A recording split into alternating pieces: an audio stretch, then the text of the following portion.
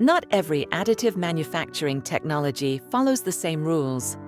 Thermwood's cut layer additive process takes a very different approach, building parts not by printing material, but by cutting and assembling it layer by layer.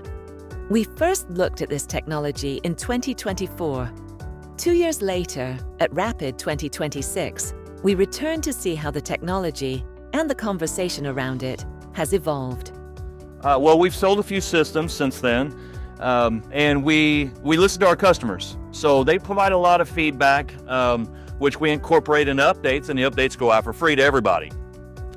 For instance, vacuum bagging, sharp corners. These guys, sharp corners don't play well with vacuum bagging. So what we've done in the software is we remove all sharp corners from the project. It was also asked to be able to manipulate a single layer. So not only that, we've added the ability to look at the before and after layer and do a merge to get a tighter fit between the stock model and the end result.